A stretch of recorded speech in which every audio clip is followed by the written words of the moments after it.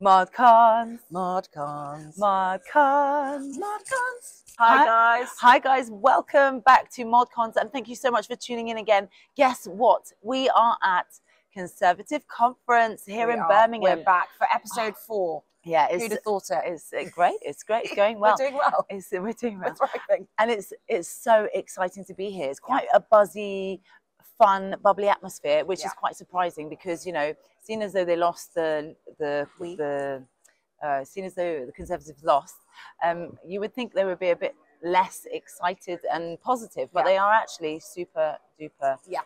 Everyone's very upbeat. Obviously, the national picture with the Labour government does help us feel a lot more positive, like there's something to fight for. Yeah. And so there's been lots of chats this week about values and trying to rebuild the party and bring everyone together.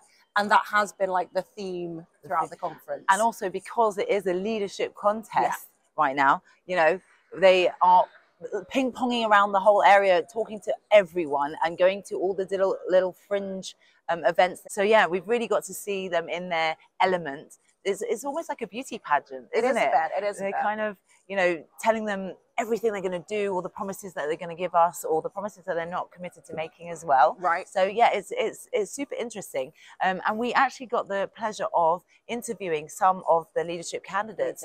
We've already spoken to Kemi, right? Yeah. So we decided, okay, we know a bit about Kemi, so let's try and get the others. We wanted to be a bit balanced and fair. We did, exactly. So we spoke to Robert, Jenrick, and we also spoke to Tom as well. Tom Tugendhat. We had some really interesting conversations. We were mainly asking them all about how we get young people to vote for conservatism or vote for the Conservatives in the next general election and at the local elections. They had a really interesting set of responses. They did, all a bit different. Yeah, all a bit different. But then we decided to take that question to the people of conference. We did. And we managed to bag a few heavy hitters as well. Andrew Pearce. We spoke to Lord Frost.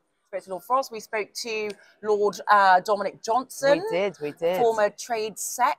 We're going to intro to that now and we'll be back. We are here at the Conservative Conference in Birmingham 2024. It is a buzz. It's so busy. It's surprising, actually. Really busy. Because, you know, with being defeated and stuff, I wasn't sure everyone would turn up, but it is packed to the rafters. It's packed. There's queues. There's all the hot shots. Can't get into any parties. Yeah, all the big names. Yeah, it's really good. And it's very upbeat, isn't it? Everyone's in a good mood. Everyone's feeling very positive and optimistic. Yeah, even if it's raining in Birmingham, it's sunshiny in here in the ICC. So yeah, it's a really good thing. And we have so many people that we have spoken to and we're going to continue to speak to and get their opinions about, you know, all sorts of things from how to get people more engaged in politics to, you know, what do you think? Who's going to win the leadership contest? Yeah. It's all go and it's all great. Yes. It's funny, actually, because a lot of people still haven't decided. Yeah. Obviously, the people who are working for their teams have, but a lot of people are still up for grabs. So it's going to be an interesting conference.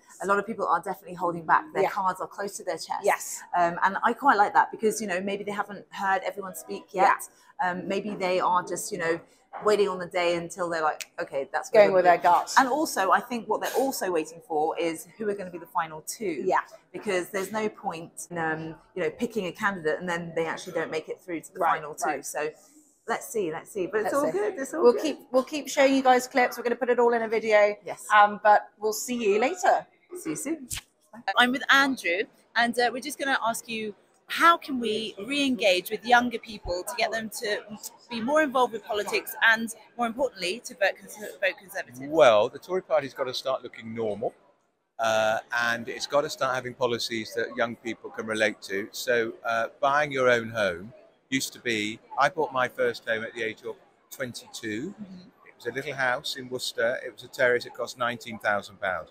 There's no way I could today be able to do that. Yes. So the Tories have to come up with really imaginative ways to get people back on the property ladder. That would be where I would begin. Because at the moment, unless there's the bank of mum and dad, it's hopeless. And Mrs. Thatcher was a great woman. Property owning democracy, very important part of it. Party members should have a say in policy. They shouldn't just come to party conference and listen. They should be able to stand up, speak, and there should be an involvement in policy, and then we might get policies which reflect what young people are interested in. And I'm talking about young people from the age of 18 to 35, something like that. Because at the moment, it's hopeless. I think 9% of people under the age of 25 voted for the Tories. Yeah. Terrible. It's Very got to change. disengaged. Very disengaged. Yeah. I think it's a start here because at least people are able to speak from the floor. Yes, get them involved in policy. Thanks so much. That was amazing. Good luck with your podcast. So I'm here with Sophie. Sophie, thank you so much for joining us today. So how can we get younger people, 20, 30, 40-year-olds to vote Conservative? Well, look, so when I joined the Conservative Party, I joined the Conservative Party at age 15, so I was very young. But for people like myself, the Conservatives came into government when I was 7 years old. So I've lived my entire life under a Conservative government. So for people like me who have never experienced a Labour government, it's really easy to think that the grass is going to be greener on the other side, or to blame everything on the Conservatives because we've never experienced what has come before. Yeah. Luckily, I'm smart enough to have listened to my own parents who have lived under a Labour government and have said, please don't do that again. But unfortunately, the nation did not listen to that, and we have a Labour government. But I think naturally for us, for people who have never experienced a Conservative government, everybody wants change, everybody wants something different, especially young people. We are naturally quite radical, so we want something else, and that something else was Labour, because we never experienced Labour. We didn't know what it was like. There was a lot of these empty promises, there was a lot of rhetoric, and we're now finding out that that's not, the grass is not green on the other side. So naturally young people are going to start to move away from Labour. Now people my age have experienced the Labour government, they will not vote Labour again, I can tell you that for much. They're thinking about raising the tuition fees, things are not going to get better. So people are going to be more open-minded to come into the Conservatives. We just need to make sure that we have a home for them. So young people are starting to go to Reform, and I think largely that's because of personality of the people at Reform. And they're trying to be accessible to young people. I think the Conservatives have always given up with young people because they never thought that they'd vote for us because they wouldn't actually go to Labour, which is true. But now because we have a Labour government, it's not going to be true anymore, because for my age group, we have finally experienced what a life under a Labour government is going to be like. So we need to make sure that we're being inspiring, and that comes with choosing the right leader. Obviously, all young people want to buy a home. And I think for me, Kemi might be the best person. The only reason why I say this is because she said something the other day that really resonated with me, is we need to be the party for people that want something, not the party for people that have something already. And for young people, we're the people that want something. We want houses, we want good jobs, we want to live in a Britain where we can feel at home. So I think it's really important for that to be the case. And building houses doesn't just mean let's build more houses, build more houses, build more houses. Because at the minute we can't build the number of houses that we're building in the rate of which net migration is happening. So at some point we have to lower net migration and give young people the opportunities to stay in this country. And that's how they'll become Conservative. Thankfully, they will start to leave Labour. This Labour government is absolutely screwing it up in every single way possible. And people are starting to realise they're raising tuition fees, they're hurting the pensioners, they're not wanting to grow. The Conservative Party have been the government of stability. The sleaze in Labour is far greater than what they've seen with us. So Labour are going to do us a favour, but we've got to make sure as a party that we're welcoming to young people. And for Conservatives, I've always said this, and this is where our party went massively wrong, is that we believe in three things. We believe in democracy, we believe in opportunity, and we believe in the fact that if you work hard, you succeed. We haven't done that as a country, and the reason why we haven't done that as a country is because we haven't done it as a party. If you can't implement those values as a party, you don't believe in your own members, people from my background have no chance of progressing through the Conservative Party, or people who are working hard aren't succeeding and it's all jobs for the boys. That what is mirrored in this party is being mirrored in this country, and that is why young people feel like we have no chance. If we start to implement those values in our party, we start to implement it in Britain, then we get the Britain that all of us Conservatives actually believe in. Tobias, and I'm asking you, how can we re-engage with the younger people that might want to vote Conservative or not sure about politics, but they are coming up to the time where they need to vote? How can we re-engage with them? That is the big fundamental question. And if we keep courting the over 60s, we're never going to get re-elected. We'll always be in opposition. So what we need to do is craft policy that's relevant for 5 years from now, not for today. So talk of leaving the ECHR, for example, is bad, because in 5 years, were we to get back into government, economically, security-wise, digitally, the world will look very different indeed. If I was to want to re-engage, rather than speaking to our party members here, I'd go to half the age of our membership, whatever that is, probably 60, start at 30 and ask them what's the most important thing. And I bet you they'll start off by saying climate change. Climate change is the most fundamental thing. How are we going to embrace that, the economy, the green economy and so forth? How are we going to look after that planet? That's what's relevant to the younger people today. And also the concern of our world getting more dangerous, not less. Two basic things that the Conservatives can provide answers to. But if we keep arguing amongst ourselves, if we keep talking to ourselves, then I'm afraid we're going to be in opposition for an awful long time just with ourselves. Well, thank you so much, Tobias. Very insightful. You're the first person to say that to us today, so that's good. That's different take. I'm surrounded by teachers in my family, and they tell me what the youngsters are actually saying. Yes. And what's important to them. I also represent Bournemouth, huge university town there as well, and they're the ones that are feeding that back in. But as I say, some of the stuff, and this really concerns me about the candidates, is that they are making promises for, let's be honest, an older membership. Many of those promises will not survive contact with reality because our membership doesn't necessarily reflect the country as a whole. Yeah. And the country as a whole, the future of the country, is the young people, the very people that you're asking questions about. Yeah. The other thing is to do with our economy as well, yes, and our relationships in the world. And we've got to get over this Brexit thing. However you voted Brexit, whether it was Remain or to leave, nobody's happy with where we are today. We can still honour the political pledge to leave the EU, but have a stronger economic relationship with Europe. And that's such a taboo subject, though, isn't it? It's toxic. Mention it here at a conference, and people just don't want to know. They run away. They run away. But the thing is, it was a contract, a 5-year contract. And guess what? It comes up for renewal next year. So what's our answer? Are we going to walk into that discussion and say, oh, nothing to change here, we'll sign on for another 5 years? Or we're going to have the courage to say, actually, we can advance this a bit more. Still on a Brexit, but actually perhaps, for example, join the single market. That's what the younger generation will do. But boy, that would require some courage from the Conservatives to say that's what a future Britain wants to do. So I'm here with two actual young Conservatives. Not hard to find, actually, at this conference. Just want to put that out there. But guys, what do you think we can be doing as Conservatives, as a party, to encourage younger people, 20-year-olds, 30-year-olds, 40-year-olds, to vote for us? I guess just like getting the word out on social media platforms. Yeah. That's how young people consume media now and news. That's how I learn all my news and. Right. Yeah, definitely. We can be a lot slicker on socials. Definitely. Yeah. We are lagging a bit behind, and I think in terms of getting the energy right, I think we need bold ideas.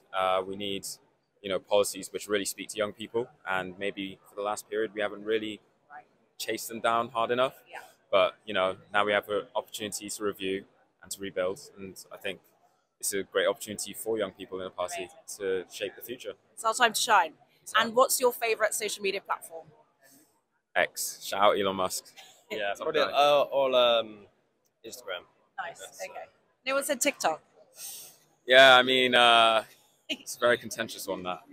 I actually kind of try and avoid it for my own sanity, but I think Instagram Reels has pretty much become the exact same thing. So I don't think any platform you're going to avoid the endless doom scroll. Yeah, so maybe I should give it a go. But yeah, we'll see. What about yourself? I love a bit of TikTok, actually. But I do like X, actually. As a political person, I think it's a good platform. Nice. Thank you guys so much. So I'm with Lord Frost, and I just have one question for you. How can we get younger people to vote Conservative? Because they seem disengaged, and we want to bring them back to the party. So what's your take on that? What would you suggest? So we've got to make the Conservative Party an attractive force for young people. We've got to give young people the things they need to get on with life. The ability to buy a home, set up a family, get on with life. And unfortunately, we have not done lots of those things. So we need to make house building easier. We need to get tax and spending down so people want to invest and so there are good jobs. They're the same thing as for everybody. In my view, Conservative ideas are attractive for young and old people. We just need to project them better. Thank you so much. That was so informative. Great. Thank you. Thank you. I'm here with Lord Johnson. Nice to see you again. Well, thanks very much. Great to be here. So we are asking people how we can encourage younger people in their 30s, 40s to vote Conservative. What are your thoughts? Well, I mean, I'd like to think I'm a younger person still. I'm only just 50. And now that I'm no longer in government, I've got to think about my own career. And it really goes back to the same principles that I felt when I left Durham University in 1995. I wanted to build a life for myself. And for me, conservatism has to project the ability to realise the best version of yourself. That's what it's all about. That's not selfishness. That's not just about making money. It can be doing whatever you want to do in order to realise yourselves. And the big issue for me is if I think about politics, I don't want to give too long an answer, but if I think about politics over the last 200 years, and I think about my life, quite a linear life. So I went to school, I finished university and school. I then went and got a job. I did the same job really all my life until I went into politics. Bought a car, bought a house, saved for my pension. Eventually I'll retire and then I'll die. Whereas my daughter, who's 16, is not going to finish school. She's going to have different education periods throughout her life. She probably won't buy a car in the same way that I did. She will live differently. She might have shared living. She definitely won't do a job like I did for 30 years. The same thing. I mean, it's bizarre to think about that now. She might not retire in the same way, and she might not die.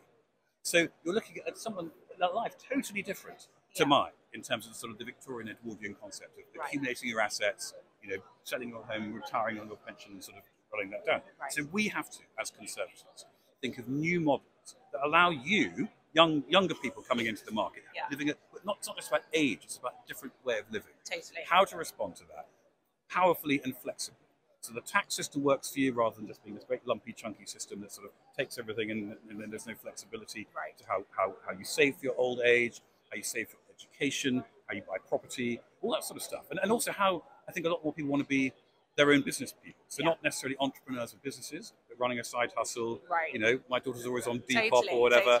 How do we respond to that? And at the moment we're being very conservative with the wrong capital letter. We're sort of saying, you've got to regulate more, make life more difficult for the sort of the side hustler or the young entrepreneur, and that's a big mistake. So the Tories would win if we can bottle that principle of future aspiration in a new framework. Interesting. Thank you so much, and so true. Thank you. So I'm here with Shivani Roger, who had an incredible win over in Leicester East. Thank you so much for joining us. No, it's lovely to see you guys at conference. Thank you.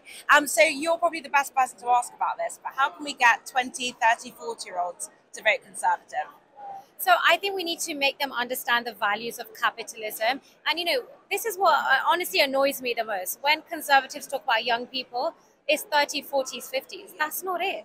We need to be thinking about the 18-year-olds, the 16-year-olds, the first time who are going to go vote in a couple of years' time. We need to sell the values of positive conservatism to them, and that's the people that we should be focusing on.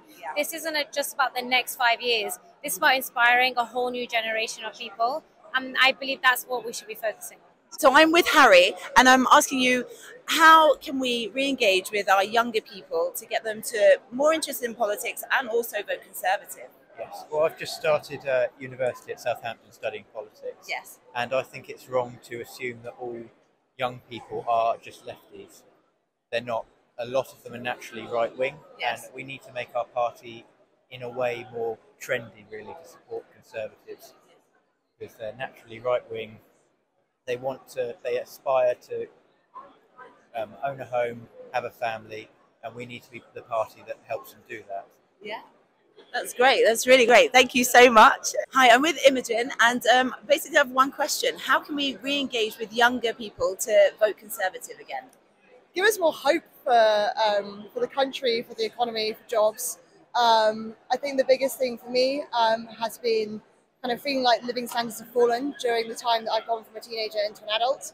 I'm feeling like there's just not much in the way of a hopeful narrative. My red line, I have to say, is Brexit.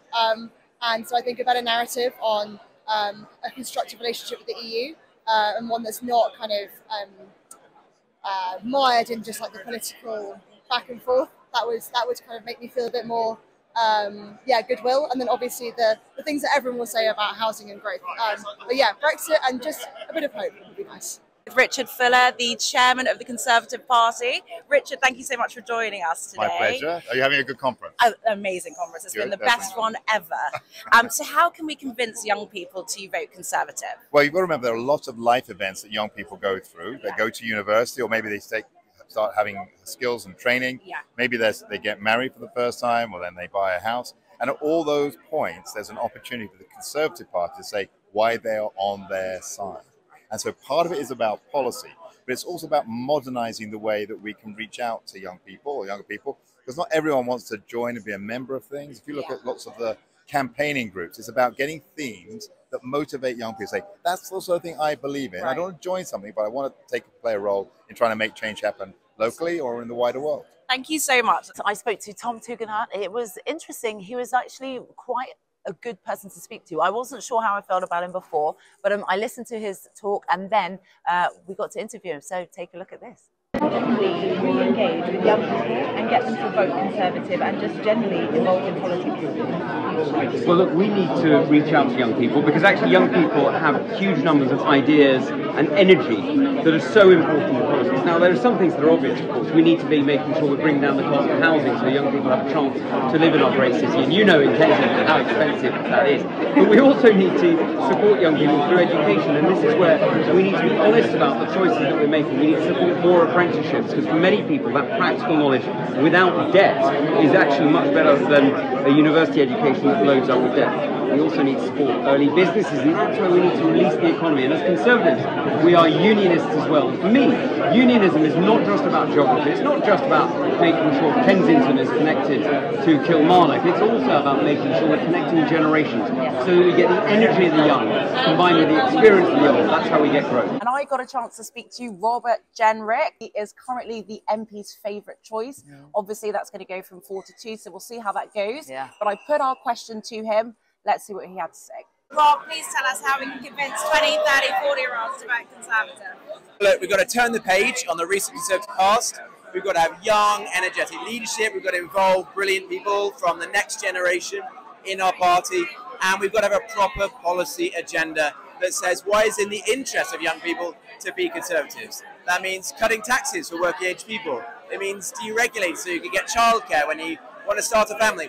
And it means building more homes. We're the party of home ownership. We've got to reclaim that mantle and make sure that every young person can have the dream of home ownership. That's what I want to do. Thank you guys so much for joining us at Conservative Party Conference 2024. It's been emotional, very exciting couple of weeks ahead of us. We don't know who's going to be the future leader. We'll soon know, and we'll keep you posted, don't worry. But yes, don't forget to like, subscribe and follow us on ModCon's Pod. It's been a pleasure, and we will see you next week, Monday, midday. Thanks, guys.